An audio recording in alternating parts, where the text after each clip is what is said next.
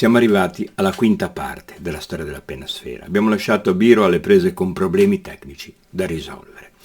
La storia di Biro è una storia parallela, un uomo che cerca in tutti i modi di far diventare la sua idea qualcosa di concreto, il suo sogno di essere realizzato in uno piccolo strumento che possa garantire una perfezione attraverso la quale lui poteva esprimere tutta la sua creatività.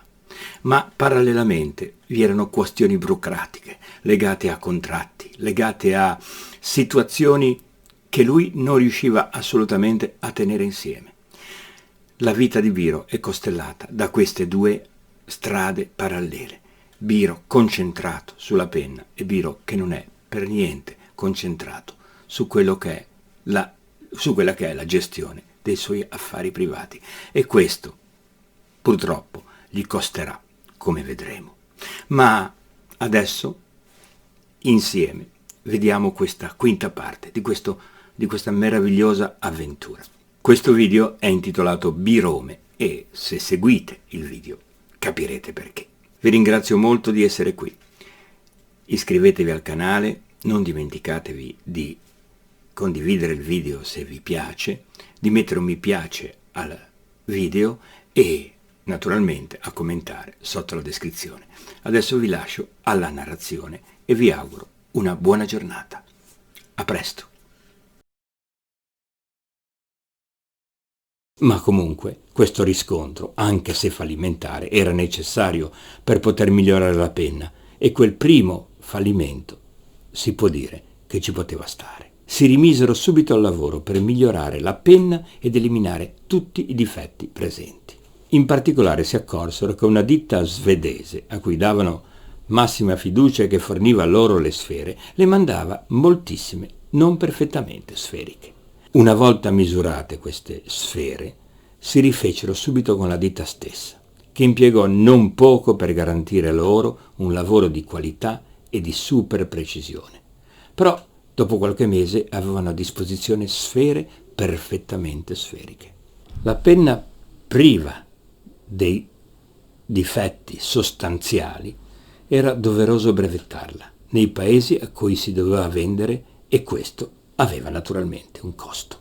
Lang alzò subito barriera, ma Meine lo convinse dicendo che aveva preso contatti con Leo Hartung, il direttore della filiale argentina della Philips. Disse Lang a Meine: ma e questo cosa può significare? Può significare che lui è disposto a finanziare il progetto in cambio, ovviamente, del diritto esclusivo della Philips di commercializzare la penna in tutto il Sud America. L'entusiasmo però durò poco, perché la Germania, invadendo l'Olanda, aveva preso il controllo della Philips e riconvertì la produzione a favore dello sforzo bellico. E quindi eravamo un'altra volta da capo. Quindi la discussione ricominciò. E Meine riuscì nuovamente a convincere Lang a non desistere dall'impresa. E a Lang non restava altro che accettare. Dopotutto qualche risultato si era visto e lui non aveva certo un'altra scelta. Decisero Meine e Biro di chiamare la penna Birome dall'unione dei loro due cognomi. Quindi una nuova compagnia sorse e questa volta i nomi furono tre: Biro, Meine e Biro, che coinvolgeva ufficialmente tutti e i due fratelli. Biro aveva acquisito la cittadinanza argentina. Se Meine, quando erano sulla nave, gli disse che si voleva dedicare solamente alla parte commerciale dell'impresa, una ragione c'era, perché lui era un vero diplomatico. Riuscì a tessere numerose amicizie e conoscenze che gli valsero la possibilità di promuovere il prodotto con una buona e efficace campagna pubblicitaria. Le conoscenze di Meine si concretizzarono in una richiesta di appuntamento con una persona molto influente nel campo della finanza, Henry George Martin, il presidente della London Bank. Meine confidò a Biro che non aveva la minima conoscenza di ciò che George Martin aveva in mente, ma quello che sapeva, disse, è che la Birome stava facendo gola un po' a tutti. E infatti Martin venne subito al sodo, $75.000 con un'opzione per poter acquistare il 51% delle azioni della società.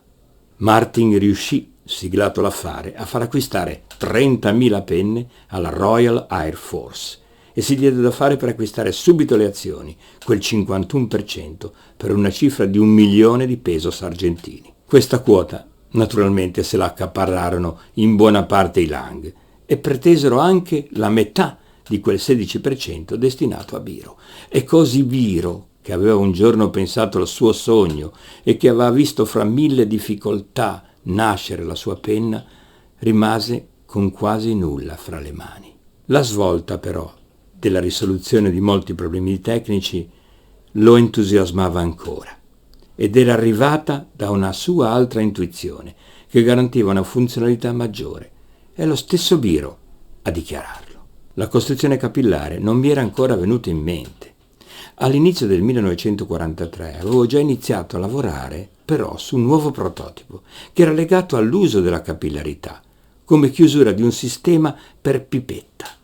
Il principio di questa invenzione è che l'inchiostro è trattenuto tra la palla e la sua crimpatura per capillarità, formando una chiusura tale che sia in grado di contenere la colonna di inchiostro di determinate caratteristiche in un tubo aperto all'altra estremità, dove la superficie dell'inchiostro forma un menisco per pressione atmosferica. Nell'inverno del 1944, grazie a Martin, che fece brevettare la penna a New York, la notizia si sparse subito e la grande ditta di penne stilografiche, la Evan Sharp, convocò Biro nel suo studio per avere il diritto di produrre la fantastica e innovativa penna. I diritti di esclusività per gli Stati Uniti, il Canada e Porto Rico furono acquistati da Martin per $2 milioni, un risultato eccezionale.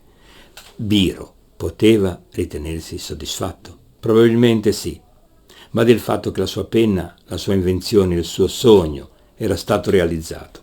Forse otterrò solo le briciole di tutti questi soldi, ma dentro di me, disse, ho la soddisfazione di un sogno che gli altri non possono avere. Alla fine della guerra la notizia arrivò anche al suo nemico, se così possiamo chiamarlo, Andor Goi in Ungheria, il quale si arrabbiò moltissimo e volle accampare tutti i diritti in base al suo accordo per produrre lui la penna in Ungheria. In tutta risposta Biro rimandò al mittente la sua richiesta e Goi gli fece sapere che sarebbe andato per vie legali. Nel frattempo, non fidandosi molto dei tecnici newyorkesi, aveva mandato a dire a Evan Sharp che lui era disposto, qualora fossero insorti problemi, a visionare lui stesso gli aspetti produttivi e la chiamata non tardò ad arrivare. Quindi si recò a New York, dove gli presentarono una bellissima penna, straordinaria da un punto di vista estetico, ma che da un punto di vista funzionale lasciamo perdere. Evan Sharp accettò i suggerimenti, ma dovette mandare all'aria la prima produzione e ricominciare, seguendo alla lettera i suggerimenti di Biro. Ma questo ritardo nella commercializzazione della penna favorì un personaggio che vediamo prepotentemente entrare in scena: Milton Reynolds.